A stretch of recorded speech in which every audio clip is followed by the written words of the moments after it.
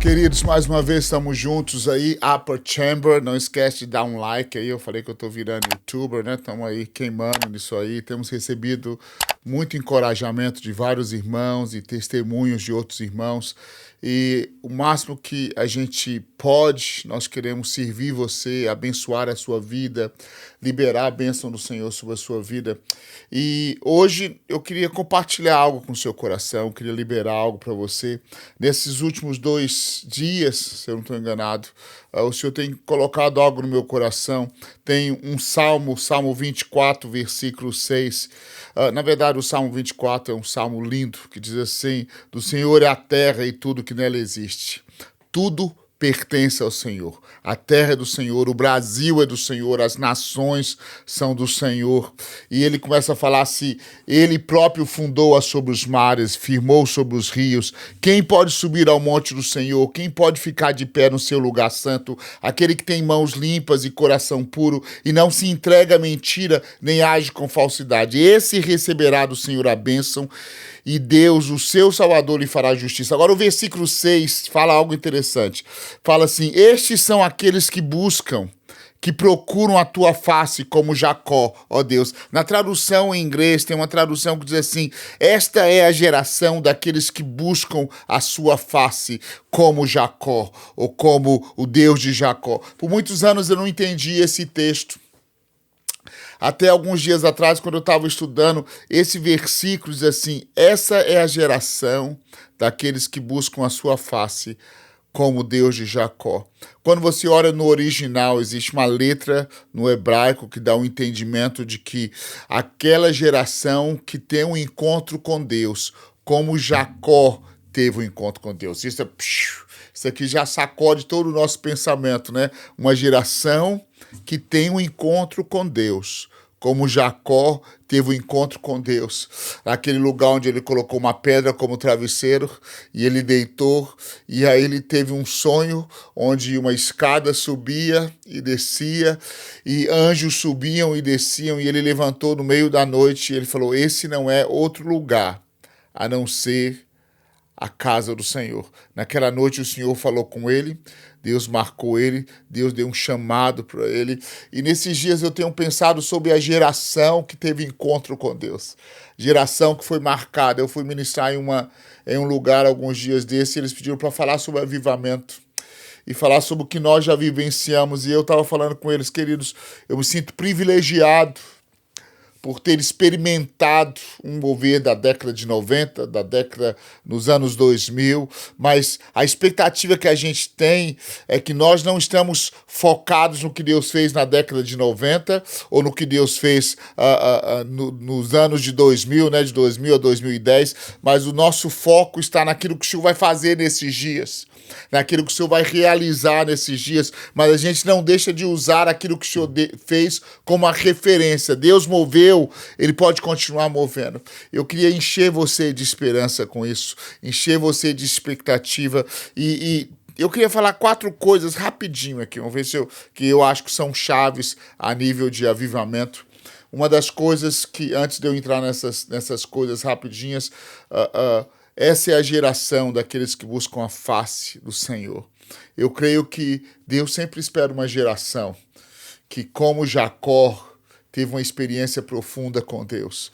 Eu creio que o Senhor está também separando uma geração agora, que, como os pais na década de 90, nos anos 2000, tiveram uma experiência com o Senhor. Talvez a maneira como a experiência aconteça é diferente, mas o Deus é o mesmo, o impacto é o mesmo e talvez até mais profundo, porque o Deus nos leva de glória em glória.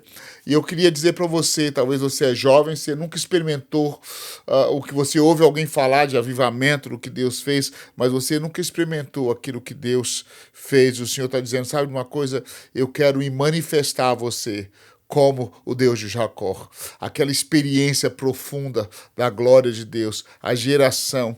E uma das coisas primeira coisa que eu queria falar, vamos lá. Me segura aí um pouquinho, fica aí comigo.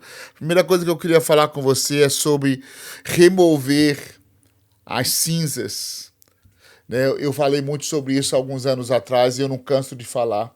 Um dos segredos de avivamento é quando a gente tem coragem. Em Números 4, versículo 13, a gente tem coragem de remover as cinzas do fogo que já passou, para dar lugar ao fogo novo que o Senhor está trazendo. Isso é uma das coisas que o Senhor tem falado muito no nosso coração, mas uma das coisas que o Senhor falou conosco é, Judson, toma cuidado quando você remover as cinzas, que você não remova o altar.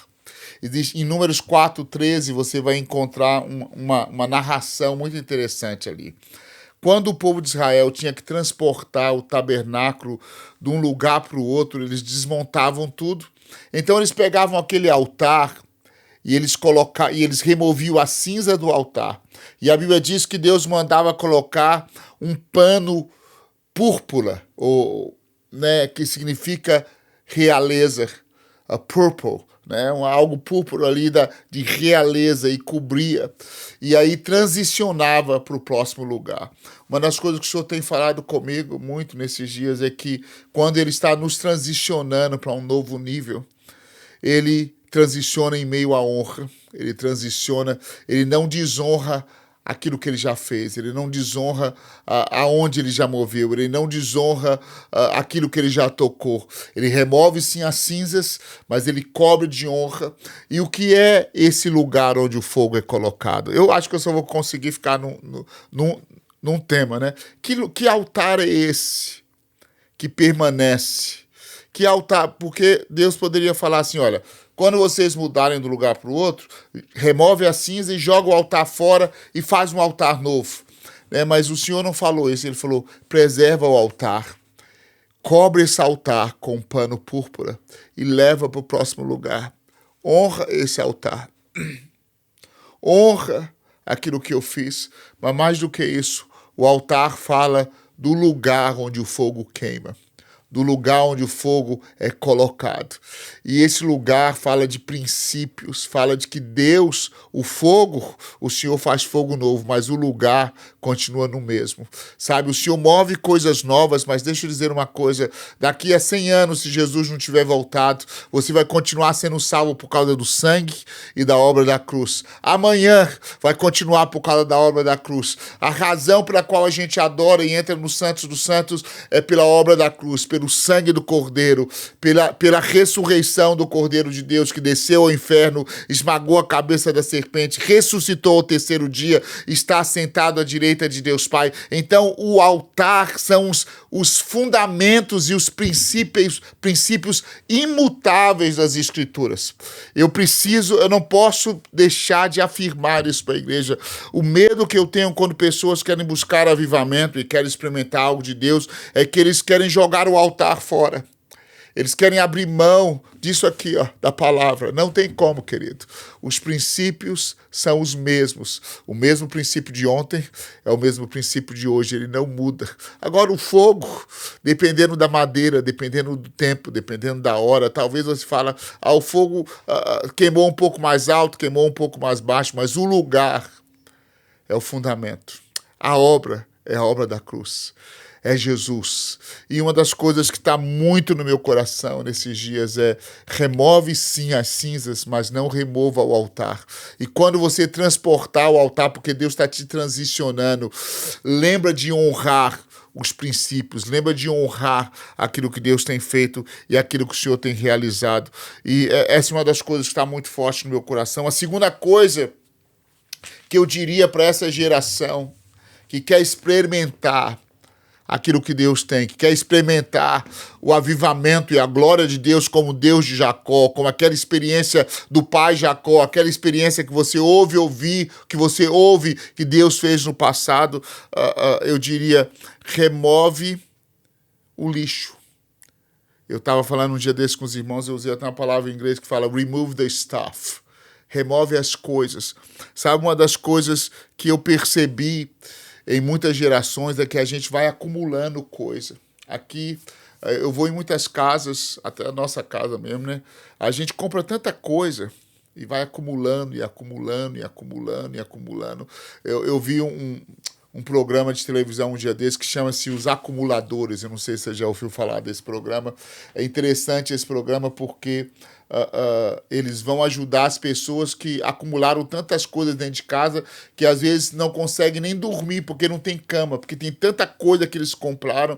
Eu acho que muitos de nós na igreja, nós acumulamos tantas coisas, ideias, métodos, ideologias, projetos, maneira de fazer igreja, maneira de fazer louvor, maneira de fazer isso, e nós temos tudo dentro da nossa igreja e de repente a gente não tem mais espaço para os filhos. A gente não tem mais espaço para a presença do Senhor. Uma das coisas que o Senhor tem falado, e eu observo isso em avivamento, sempre que o Senhor está fazendo algo novo, Ele nos leva a remover métodos que estão ali só cheio de poeira, cheio de teia de aranha. E o Senhor está nos levando novamente a remove the stuff, remove essas coisas e dá lugar para o novo de Deus. Eu vou continuar essa palavra, eu acho que eu preciso parar aqui e orar com você um pouquinho, não quero te cansar muito nessa palavra, mas a primeira coisa, tenha coragem de remover a cinza, mas não o altar. Guarda os fundamentos. Segunda coisa, remove aquelas coisas que só estão ali te atrapalhando, só estão acumulando. Tem gente que a gente tem tudo na igreja, menos a presença de Jesus. A gente tem tudo na igreja, menos a simplicidade da palavra.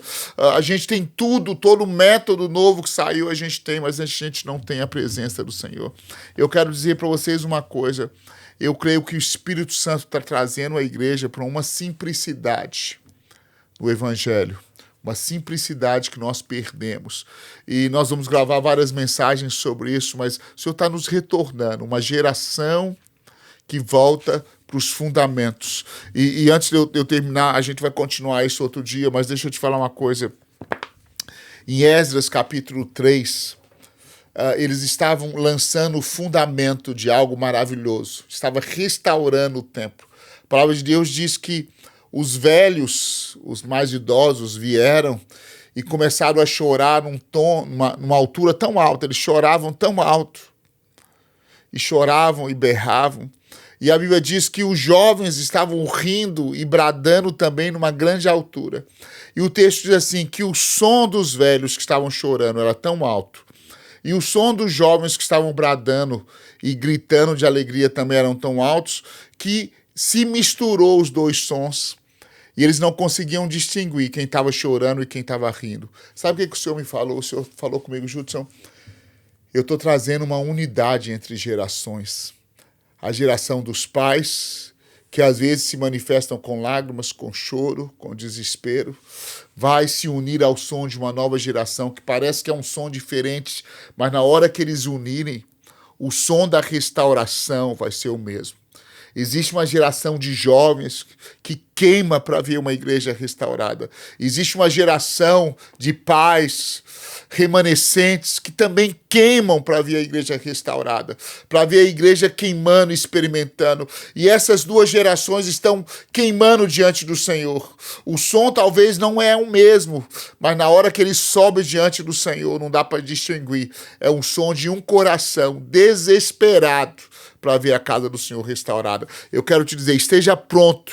Deus está fazendo algo novo no meio da igreja e você é parte disso. Deus abençoe a sua vida.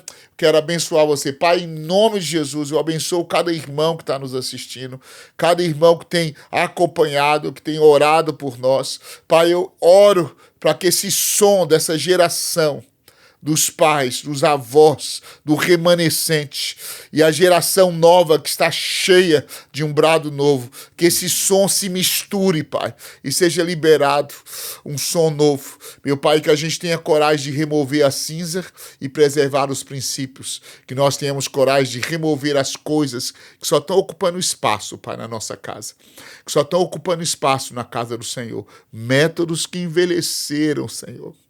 Meu Deus, eu oro, traga de volta, Pai, esses restauradores que estão adormecidos.